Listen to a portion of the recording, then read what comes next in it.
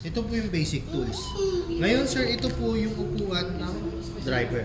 Pag nilagay natin siya sir, make sure natin na nakasuksok siya sa gitna, tsaka dito po. Kasi walang lock to sir. Ang magiging lock mo dito, itong upuan ng angkasan. Okay sir, slide. Slide. Hindi pa nakasok. Okay sir. Kailangan marinig mo yung ano no? Yung click sir. Yung click nung ano. Okay po. Ngayon sir, pag tatanggalin mo siya, nandito yung susian sir. Ito po. Sa ilalim. Okay. Ayan, sige. Pag susi sir, angat, hila. Okay, Angat, angat, hila. Angat, hila. Okay. Okay sir. Ngayon sir, sa tangke naman tayo. Pag open ng tangke sir, pag susi mo po, wag mo na pong bunutin yung pinakasusi. Pag umangat na to sir, angat mo na yung pinakatakip. Yung ito Bakit na sir? Iniiwasan kasi natin na masira yung lock. Ah. Okay? Sa ngayon po, 2 liters lang po ang laman nito.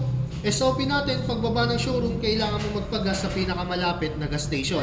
Ang gas natin sa kanya is 95 octane pataas sir. Okay? Ang pagsara sir, push. Push. Kusang gigit na yung susi, mas malambot hilahin. Ah, okay. Okay sir? Ngayon naman sa panel. Panel ang medyo ano. Sa panel sir, check engine, neutral indicator, ABS. Pag in-start natin yung bike, mawawala si check engine tsaka si oil indicator. Si ABS, normal na nakailaw pag nakatigil ang bike. Pero once na tumakbo tayo, kailangan sir, mawawala po siya. Temperature, ito naman para ano lang to sir, para makita mo lang. Odo, brand new, 0, oras. KT, RC, anong ibig sabihin yan sir? Kawasaki traction control, and then gear indicator. Gear indicator. Okay sir? Sa temperature muna tayo sir hanggat hindi ko na-start. Pag in-start yung bike, ang normal temperature bago natin bombahin or bago natin gamitin yung bike, 54 to 60 54 to 60. temperature sir. Bago ka Mag-rev or anything na gawin mo sa bike. Parang cold start yun sir. Okay 50 po. to 60. Or 60 yung pinaka-safe no? Yes sir. Temperature ng big bike sir, pumapalo ng 103, 105. Automatic sir, pag palo ng 105, bubugay yung pan mo, magbabawas yon. Ang hindi normal sir, 110 pataas, papunta na sa overheat yon. Pag ganun sir, lalo nang mainit ang panahon, pero hindi naman nangyayari dito dahil hindi pa naman 4 cylinder. Sa mga 4 cylinder, mabilis kasi mangyari yon. Sa ganito, okay pa sir. Pero once na worst scenario nangyari yun sir, kunyari, pa 110, pataas ka na, pa-overheat na sir, tabi mo muna yung motor. Paano? Patayin mo, pahinga ka muna, then after 15 minutes, start mo, pag okay, dalhin mo sa pinakamalapit na Kawasaki Service Center para ma-check nila. Pero kung hindi mo kayang dalhin same day, kinabukasan sir, may uwi mo naman yung bike eh. Kinabukasan sir, kailangan madala. Kasi para ma-check ng mekaniko bakit nag-high temp yung motor mo. Okay sir?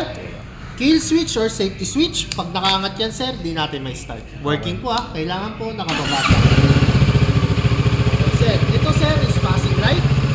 Gumagana sir.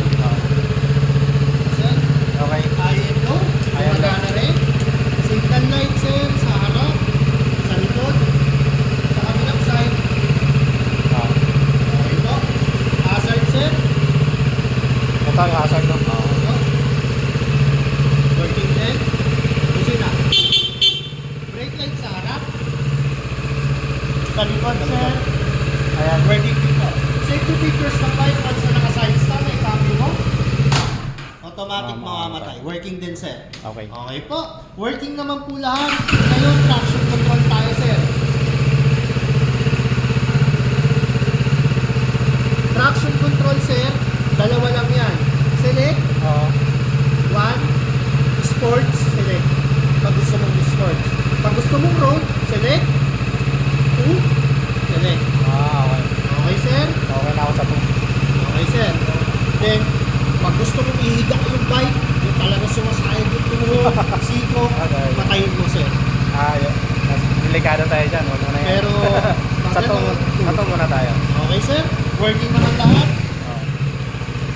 Patayin ko muna, sir. Then, dagdag ko lang, sir, advice.